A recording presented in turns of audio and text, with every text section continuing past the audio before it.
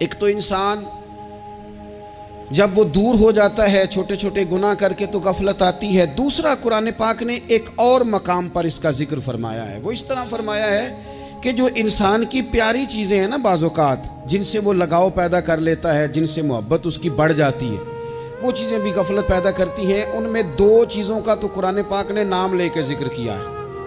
ویسے وہ ڈھیر ساری چیزیں ہیں، ایک دو تین نہیں۔ سیاست بھی بندے کو غافل کرتی ہے، دوستوں کی کثرت بھی بندے کو غافل کرتی ہے، کھیل تماشا بھی غافل کرتا ہے، پیسے زیادہ آنے لگ جائیں تو وہ بھی بندے کو غافل کرتے ہیں، تعریف کرنے والے زیادہ ہو جائیں تو وہ بھی غفلت میں مبتلا کر دیتے ہیں۔ بندہ کسی کرسی پہ بیٹھ جائے تو پھر بھی ادھر ادھر دیکھنے کو تیار نہیں ہوتا۔ یہ ساری چیزیں غافل کرتی ہیں، لیکن دو چیزوں کا نام لیا قرآن پاک نے، فرمایا یا ایھا الذین آمنوا لا تلھکم اموالکم ولا اولادکم عن ذکر اللہ۔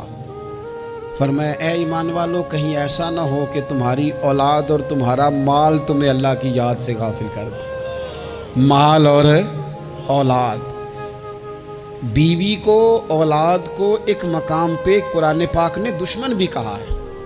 کب؟ جب یہ تمہیں کہیں کہ حرام کما کے لاؤ، جب یہ تمہیں کہیں کہ ہمیں جس طرح کا مرضی مال دو، جب یہ تمہیں کہیں ناجائز کرو، یہ دشمنی کر رہے ہیں تمہارے ساتھ۔ یہ مال اور اولاد یہ بندے کو غافل کر دیتے ہیں۔ کاروبار کرنا، مال کمانا، بچے پالنا، یہ ایک جز ہے زندگی کا، یہ کل زندگی نہیں۔ کل زندگی تو یہ ہے کہ آپ نے دین کے لیے کیا کیا، ملت کے لیے کیا کیا، ملک کے لیے کیا کیا، غریب کے لیے کیا کیا۔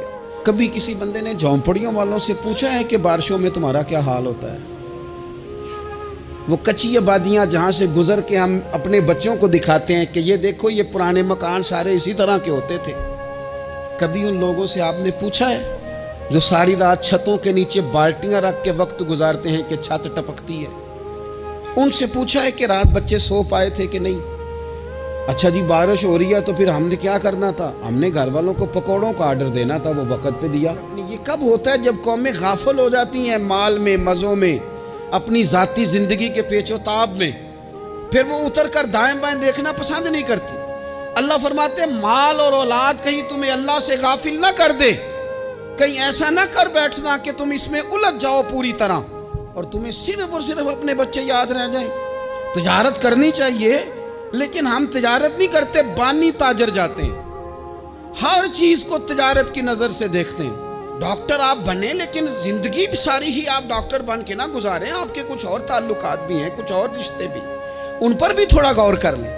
غفلتیں تیزی سے آتی ہیں اور وہ آ کر کے ہمارے اوپر